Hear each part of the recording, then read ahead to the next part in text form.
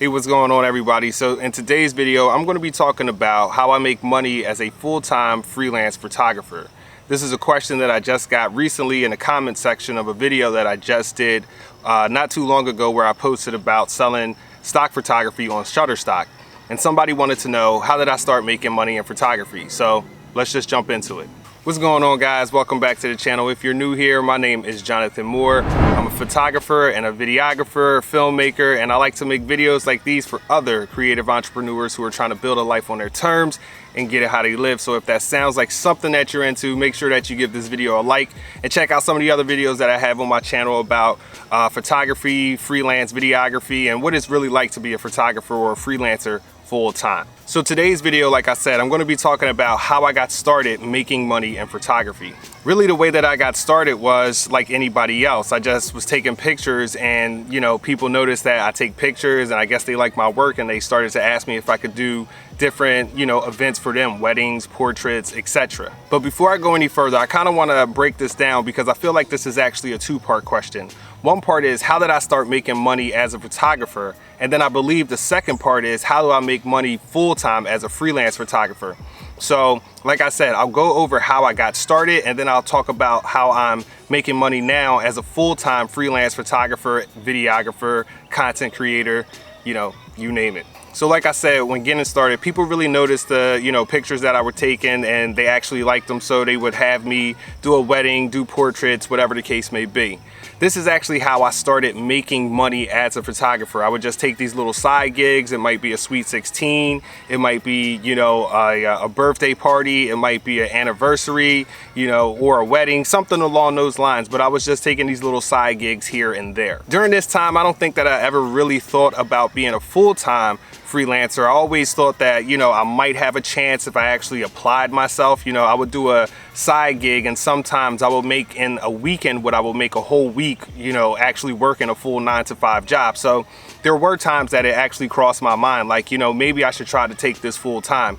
But at the time, I didn't really have a lot of clients. I wasn't doing a lot of work, and I really didn't know what type of photography that I wanted to do. So that's my next thing right there, is as you start to, grow your photography business, as people start to reach out to you, they ask you to do events, or they ask you to do whatever type of work for them, you'll start to realize something, that you like more than the other thing. Maybe you like taking portraits more so than you like doing weddings, or maybe you like taking candid shots more so than you like taking studio photography. Maybe you end up liking products. It's all going to be up to you. But as you're working and maneuvering what I call the odd job phase, which is basically you're taking any type of job that's really just cutting a check, through that process, you kind of start to develop and find out what it is that you like more. So that right there in a nutshell is how I started making money as a photographer. Now, the way that I switched over and I started making a full-time living as a freelance photographer was a little bit different.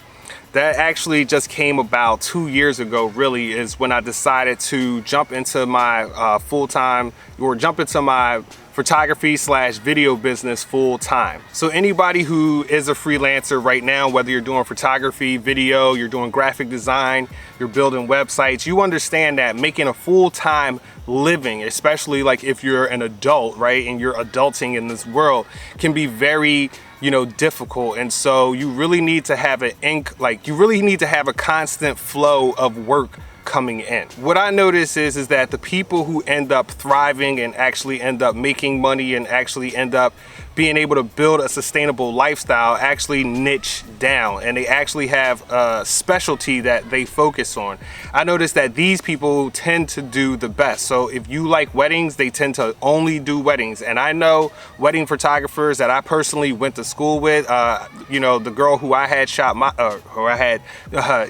photographed my wedding is like, actually, I know she's killing it right now, and she only does weddings, but she's really good at it. You can tell that she really has a good eye for it. Now, not all jobs are as profitable as weddings. The tough part is sometimes the cooler jobs aren't as profitable. So maybe you like to do fashion or something along those lines, and breaking into that industry can be very tough, especially if you want to do commercial photography work, and that's a whole nother realm. But if you're going to be a freelancer and you want to make a full-time living out of this, my best suggestion would be to actually specialize. So the way I really started making money in my business is I noticed that there was a lot more demand for video. Now, I've always done video, you know, throughout my whole life, but I never did a lot of client work video. But I noticed that video started becoming a big demand, so I actually started doing video.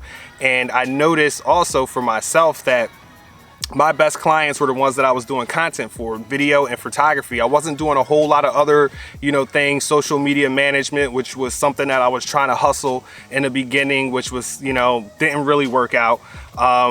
But I noticed that, you know, video, photography, making content on a repetitive basis now because of social media actually created a new income stream for me. So really that's how I ended up, you know, making the leap full time. So I work with a lot of clients on YouTube. We make videos. I work with a lot of different restaurants, and we do, you know, photos of food for Instagram, social media, print media if they're running ads or whatever the case may be. So, you know, making that switch wasn't very easy. It was difficult. It was tedious. It was a long process, and it's not like, you know, it just happens overnight. That's the one thing that you always have to remember. Like, it just doesn't happen overnight. You have to have patience. But you know what? If you can stay focused, if you can just get out there, meet a couple of people, start to connect with different people, and you just got to let people know what you do. Like, hey, I make videos, I take photos, you know, I do graphic design, I build websites. And, you know, and then you can also start to connect with different people in your industry as well. So an example would be is that I do a lot of content. I do videos and I do photography. But I don't do a lot of social media management. But I have connected with other, you know, freelancers who do social media management for different companies, and we have, you know, come together and done projects together. I'll create content for them that they can use for their marketing. You know, also working with different design firms. You know, sometimes they're helping clients build websites and they need videos or they need photos, and you know, I kind of step in there if they're not going to go with the whole stock photography route. So that's really it for me today, guys. That's how I actually ended up started making money on photography, and how I continue to make money on photography and video and actually make a full-time living out of it. So, you know, that's my tip and my advice for you guys. If you want to try to go ahead and make this a full-time living or a full-time income, you know, I would suggest in specializing, niching down, becoming really good at what you're good at, and to just keep going for it, just keep connecting and realizing that it's going to take patience. You know, it's like really brick by brick, you know, to really build this wall. So if anybody out there is telling you that you can scale and go from here to there and, like, you know, in a matter of seconds, it's not real. Anybody who's been successful in this game or any type of business that they built, it doesn't even matter if you're a freelancer or you build Amazon, you know that the name of the game is patience and persistence. So hopefully you guys found this useful, and if so, please give me a like, subscribe to the channel, and drop me a comment. Let me know where you guys are at on your creative journey right now. And until the next time, this is your man Jonathan Moore, and I'm signing out. Peace.